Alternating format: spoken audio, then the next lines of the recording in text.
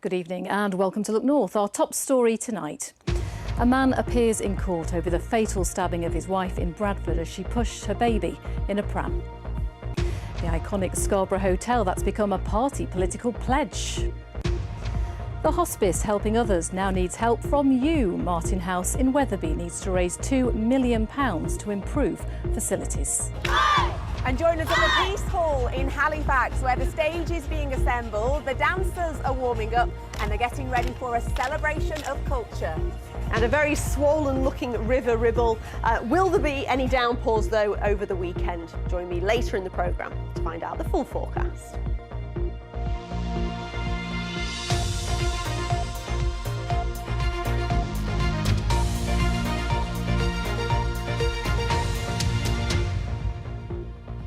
Hello and thank you for joining us this Friday evening. The mother of a woman stabbed to death as she pushed a pram through Bradford has said her heart is broken. It's almost a week since 27-year-old Kulsuma Akhtar was attacked whilst walking with her baby along Westgate. Today, her husband, charged with her murder, appeared before the city's Crown Court. Our social affairs correspondent Emma Glasby reports. Habiba Massoum appeared via video link from Leeds prison this afternoon wearing a grey tracksuit and spoke only to confirm his name and his date of birth. He is charged with the murder of his wife, 27-year-old Kulsuma Akhtar. She was stabbed as she pushed her baby in a pram walking along Westgate in Bradford on Saturday afternoon, and she died later in hospital from her injuries. Her baby was not physically harmed. Now, Kulsuma's mother has spoken in an interview from her home in Bangladesh, saying, "I don't want any other mother to lose her child like this. She was my youngest daughter. I adored her greatly. I want justice." West Yorkshire Police has referred itself to the police watchdog, the IOPC. That is because of previous contact the force had with Kulsuma Akhtar before her death. Now, following the stabbing, there was a 3-day nationwide manhunt that ended on Tuesday morning with the arrest of Habiba Massoum in Aylesbury in Buckinghamshire. Well, today the 25-year-old faced Bradford Crown Court for a short hearing and was remanded back into custody. He is due back before the court in May, when he is expected to enter a plea. A provisional trial date has been set for November. Next tonight, Chris Marriott was described as a good Samaritan as he broke off from a walk with his family to help an unconscious woman in Sheffield last Christmas. He was hit by a car and died. Well, today a man has pleaded not guilty to his murder but has admitted causing his death by dangerous driving. Hassan Jagger will go on trial later this year. Liz Roberts was in court. It was just 2 days after Christmas, on the 27th of December, when 46-year-old Chris Marriott was out in the Burngreave area of Sheffield walking with his wife and 2 children when he saw an injured woman lying on the ground and went to assist her and administer some first aid. Now, there was a group of people around this woman when a car drove into that crowd, seriously injuring some people and sadly killing Mr. Marriott at the scene. Now, we now know that the driver of that vehicle was 24-year-old Hassan Jagger, also from Sheffield. Today, he admitted causing death by dangerous driving and also causing serious injury by dangerous driving to 4 people. One of those people happened to be an off-duty midwife who'd also gone to assist at the scene. But he denies the more serious charge of murder, as well as attempted murder, of manslaughter, 3 charges of causing grievous bodily harm and 1 of wounding with intent. Now, what that means is that this case will now go to trial. Another man, 56-year-old Mohammed Jagger, also appeared in court today. He pleaded not guilty of perverting the course of justice. A trial date has been set for the 17th of June and is expected to take up to 6 weeks. You're watching Friday's Look North. Still to come on tonight's programme. Rain, rain, go away. The local sports clubs having to cancel more matches than ever because of the weather.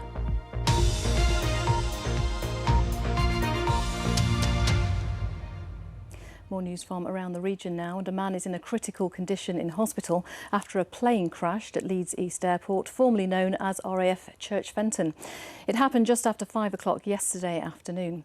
4 fire engines attended the light fixed wing aircraft on its roof. Police and an ambulance were also called out. 2 men on board the plane, both in their 70s, were taken to hospital. The Air Accident Investigation Branch has sent a team of inspectors to the site. A founding member of one of the UK's most successful heavy metal bands has been jailed for historic child sex offences. Stephen Dawson was the bassist in Saxon. The 72-year-old was sentenced to 5 years in prison after repeatedly abusing a 6-year-old girl in the 1990s. Saxon formed in 1975 in Barnsley and went on to sell more than 23 million records. Roads around Kirkgate in Leeds are closed after a building collapsed. Police and fire crews were called to the derelict structure just after 4 o'clock. No one was injured, but search and rescue teams were at the scene. People have been asked to avoid the area. Potholes in Bradford will be repaired using the money saved from the government's decision to scrap the northern leg of HS2. Cutler Heights Lane, Towngate in Wyke and Bellevue in Ilkley are among the first roads to benefit from the works. The Keighley and Shipley constituencies will get thousands of pounds to help and repair unadopted roads. Now, it's an iconic part of the Scarborough coastline. The Grand Hotel has hit the headlines this week after becoming part of a manifesto pledge from one of the candidates for the new role of North Yorkshire Mayor. Kathy Killick has been in the town to gauge reaction. Opened in 1867, sporting the style of a French chateau, the Grand in Scarborough was reportedly the largest and handsomest hotel in Europe.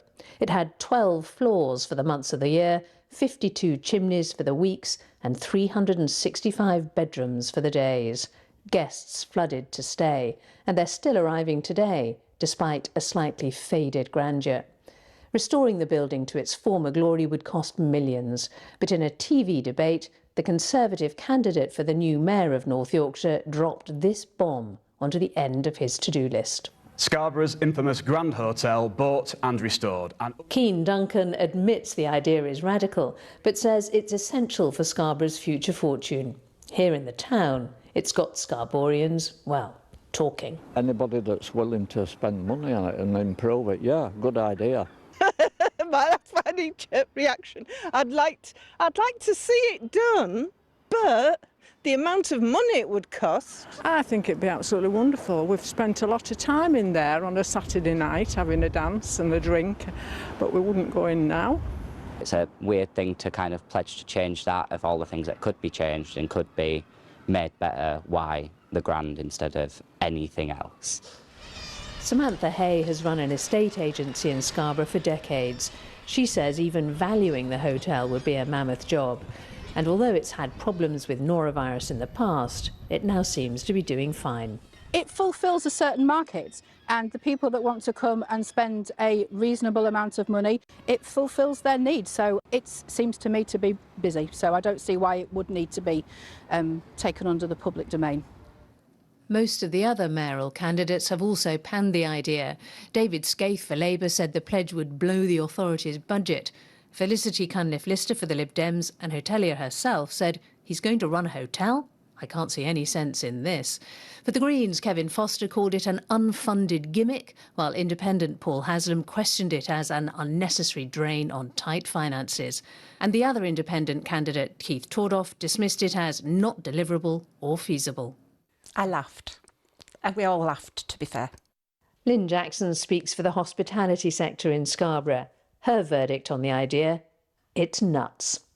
The biggest thing we need is reasons to come for Scarborough all year round. So what we really need is investment in an activity centre maybe, with all sorts of different things in that, you know, that's all weather, so it's all year round. That's what we need. We need entertainment. For some, entertainment is what Mr Duncan has provided. But whether it's a publicity stunt or political policy, there's a big snag. As far as anyone knows, the hotel is not for sale. Kathy Killick, BBC Look North, Scarborough. Well, we all know that hotel, don't we? We'll have to wait and see. Well, all 6 candidates for the North Yorkshire Mayor went head-to-head on a range of issues, including housing, transport and crime earlier this week. And you can, of course, watch the full debate on BBC iPlayer. And there's more to come. Candidates for the West Yorkshire Mayor will be grilled by a live audience next Wednesday. And we'll be hosting a debate for the South Yorkshire candidates the week after. The elections will take place on the 2nd of May. The cricket's been a good watch today, especially for Yorkshire fans. On day 1 of their county championship match away to Gloucestershire, captain Shan Masood has led the way with a century. He arrived at the crease in the first over with 1 wicket already down, but in a classic captain's innings of 140, Masood helped Yorkshire to post a first innings total of 326. Closer to home, it's Rugby League's Challenge Cup quarter-finals this weekend. But even there, one of our teams has to travel overseas. Huddersfield Giants fly to France to tackle Super League leaders Catalan Dragons tomorrow. Then on Sunday, Castleford Tigers have a home tie against Wigan. It's a repeat of their opening fixture of the season. Let's hope the Tigers do better this time, though, against the new World Cup champions. It's how we respond to it, how the players respond to the challenge that's in front of them. They can sit and cower in the corner and get an hiding, or they can come out fighting and see what happens. So we're under no illusions that this challenge is going to be a real difficult one anyway under normal situations. But in the circumstances we find, it's probably doubly hard. But let's enjoy it, let's embrace it, and let's throw some punches and see if we can get them on the ropes.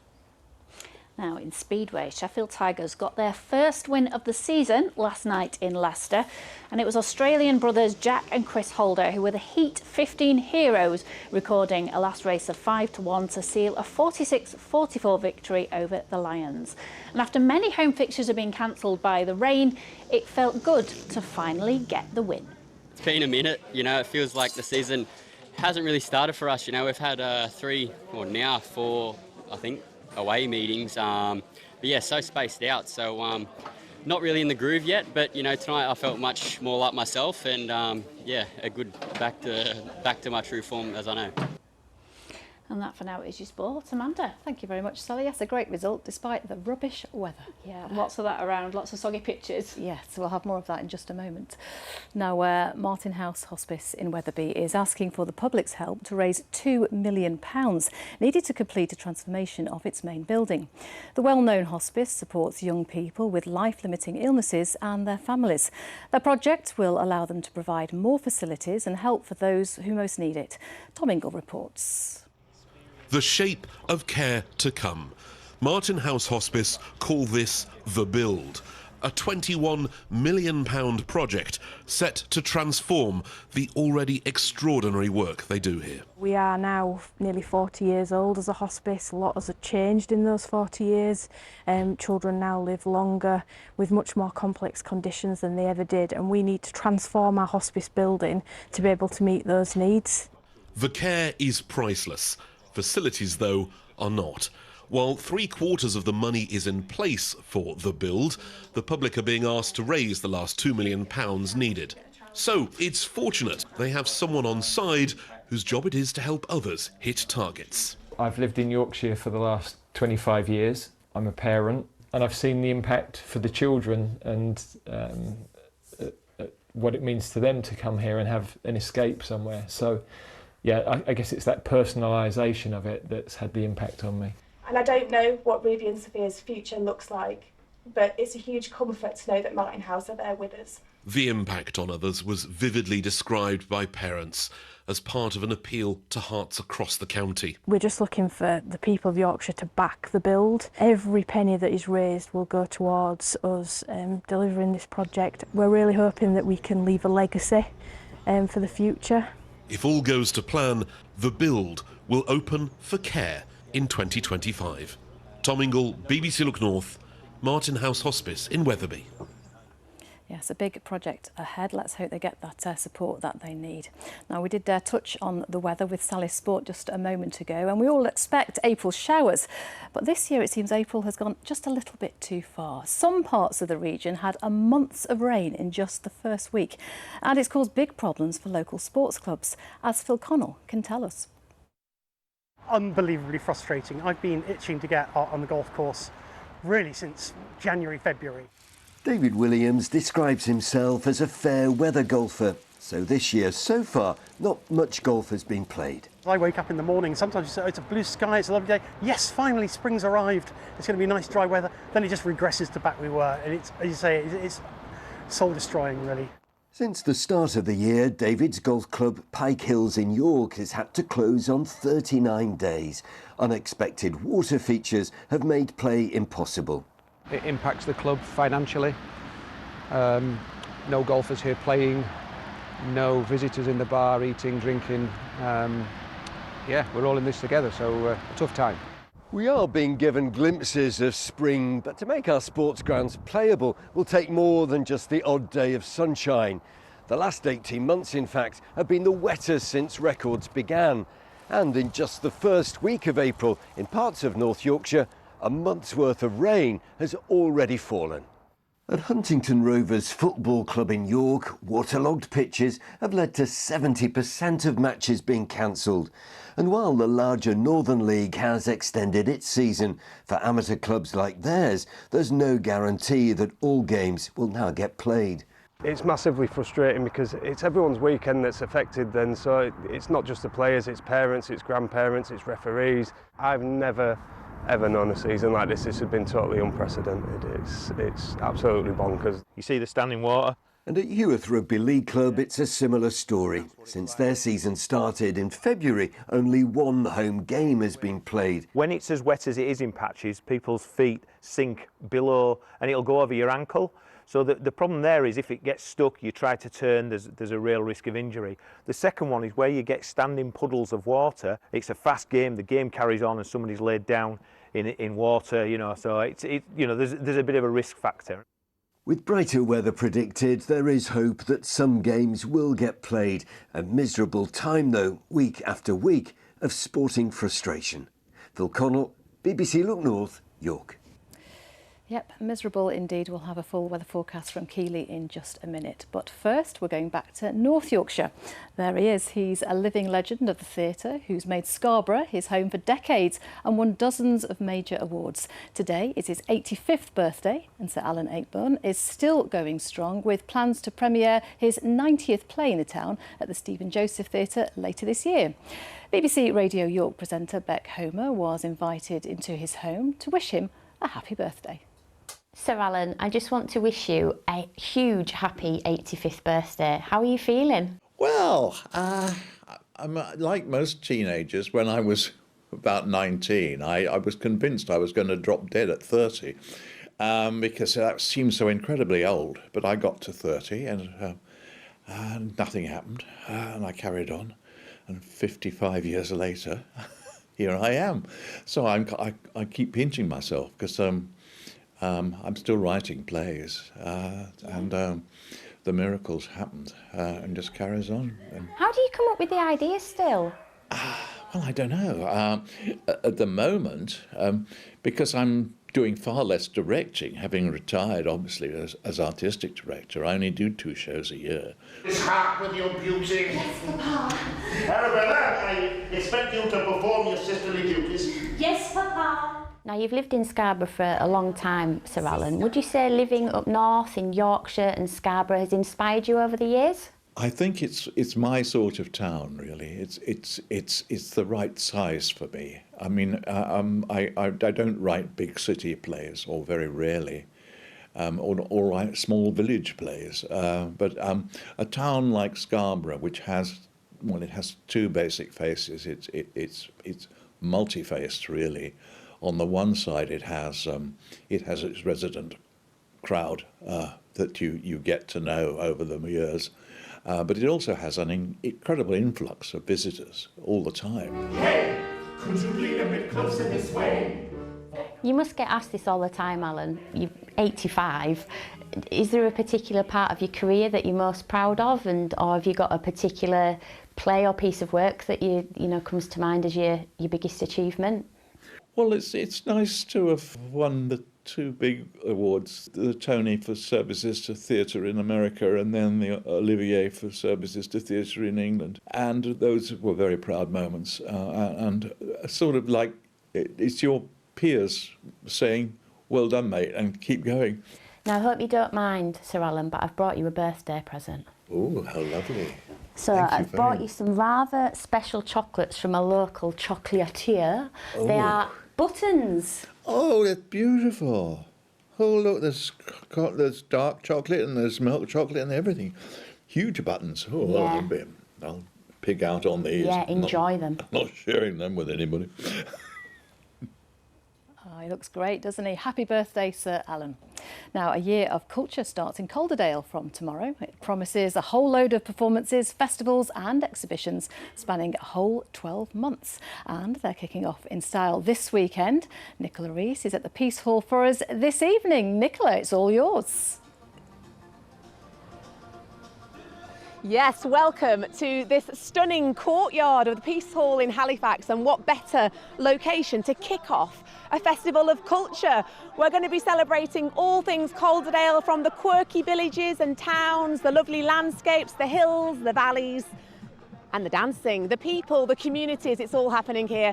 Phil has been a very busy man this past, well, probably year, Phil. How has it been going planning this huge event? Brilliantly, thank you. Yeah, and welcome to sunny Calderdale. And the event here, Culturedale's opening celebration of the Year of Culture that we're celebrating, is our 50th birthday in Calderdale. That's the reason we're doing it. And it's really just a shout out to all the amazing groups, organisations and groups that we have, dance groups that we have, like here. Sorry. We've got to mention them, Phil, because they are here behind. This is Parkinson Lane Community Primary School. They are looking fantastic. They've been warming up throughout the day, having some last-minute rehearsals. And also on the stage, just in the background, is the signing choir. They're from Halifax too, and they have been signing their way through some 80s hits today. The stage is holding up. You've been building that all day? All day. We started at 7 o'clock this morning. We've had a few rehearsals, as you say. But yeah, we're all coming together and we're ready to go live at 10 o'clock tomorrow morning as well. We've talked about the people, the culture, the communities. I mean, Calderdale's become quite special, hasn't it? The last few years, film companies, production companies, they all want a piece of this. I mean, Happy Valley was probably the biggest success of the last decade. Well, that's it. Sally Wainwright, who is one of our patrons of the Year of Culture as well, has really... Let me pause to clap. Amazing, amazing work, guys. Well done. Sorry, I interrupted you. No, it's okay. Sally Wainwright has really put Calderdale and Halifax on the map with Gentleman Jack and Happy Valley, and then with Marvel coming as well. It's been absolutely fantastic. But yeah, we're really celebrating everyone in Calderdale this year, yeah. So I think we should get that music going again, and I'm going to have a quick word with some guys down here. Zaki, how long have you been practicing this dance? A few months now, since I started year 6. Are you enjoying it? Yeah, it's really fun. What's your favourite move? Can you show me one? I'm putting you on the spot now. Oh, I'm loving it. I'm loving it. Very good work, Zaki. Right, let's move along. We're running out of time. Anaya, impressive moves there. How are you enjoying this dance? Good. Can you dance and talk? Yeah. Go on. Show me your favourite move. Are you excited about the show tomorrow? Yeah. Getting up on that stage, what are you going to be feeling? A bit scared and nervous, because we're going to be in front of thousands of people. But how do you feel when you're dancing? Happy, and I feel like, I feel happy and I feel relaxed. Best of luck with the show. You look fantastic. Good luck. Now, Gugsy, you've been very much involved in this. You must love having your school on the map. It's great. I mean, it's Eid at the moment, so this is a real celebration of Eid. Absolutely fantastic. What does it mean to the kids? I know they've been working so hard on this to celebrate their culture and to put their school on the map. Well, I think it's great, isn't it? Calderdale, Culturedale, a real mixing, melting pot of cultures. We've just celebrated Eid for 2 days. The children want to come and dance, for the general public to really look at similarities. Brilliant. I'll let you cheer them on. I know you're very proud of them. So this event, it starts tomorrow. That's the big day kicking off. It's completely free. 3 locations here, Dinclough Mill and the market too. And then it's running for a whole year, completely free. So come along if you can. Give us a wave, guys. Oh, they can't break off from the dance. Oh, don't they look absolutely glorious? A great weekend and year ahead If only we could do something about the weather, Keely. I know. We've had a couple of dry days. It Yeah, looked we lovely have. there this evening. And we had bright skies over the River Ouse here in York as well, and the blossom looking lovely. I mean, the spring flowers are really having to brighten things up, and they're really having to do their work over the last few months or the last few weeks. And people on the beach at Scarborough, despite the fact that there was a lot of cloud, but yeah, we have had another dry day and temperatures have been a little above average. They will be tomorrow, but gradually cooling down through the course of the week. And you can get your pictures coming into the Weather Watchers page on Instagram, keely.donovan as well. So temperatures still above average for tomorrow. It is, though, going to be rather a blustery day. There will be high pressure over the continents. That will make any weather fronts very weak, but there could be a few spots of rain tomorrow. The wind's turning round to a more westerly direction for Sunday, so cooler and then chilly into Monday. Wet and windy conditions, in fact, to start the working week. So this is the radar. We haven't had any rain today, so it has been a largely dry day, and that's the way we'll go into this evening as well. So it does look like we're going to have another dry night with some areas of cloud moving in from the west at times, but also some clear spells in the east. It's going to be a mild night, and it's going to be a breezy one as well, with temperatures dropping back to around 9 or 10 degrees. Let's have a quick look at those high water times. 12 minutes past 8 in Filey and at 1 minute past 8 in Scarborough. So eastern areas I think will get off to a bright, if not sunny start, but cloud will quite quickly thicken up. Here's that weather system pushing through. Most of it, this is overdoing it a bit, most of it will be fairly light and patchy. Some sunnier skies along with a few showers following on behind. It will be a windy day, really quite gusty, blustery winds, but temperatures above average for the time of year, 15 or 16 degrees. So a few showers to take us into tomorrow evening, but they should ease, and it does look like a fine night overnight into Sunday, and that means we'll start the day on Sunday with some sunshine. So a fine sunny start to the day on Sunday. Cloud will build and bubble up, and there could be the odd isolated shower. I think also it'll feel a bit cooler on Sunday as well. And then a very unsettled start to the working week. Wind and rain to start the day on Monday. The rain will turn more showery through the day. It is cool, and it will feel cool as well. I don't think it'll look cool, but it will feel cool. I don't know, it could look cool, feel cool. You We're look all very cool. cool. You're cool. We're all cool. That's it from us. Thank you, Keely. Do have a lovely weekend. Cool weekend. Good night.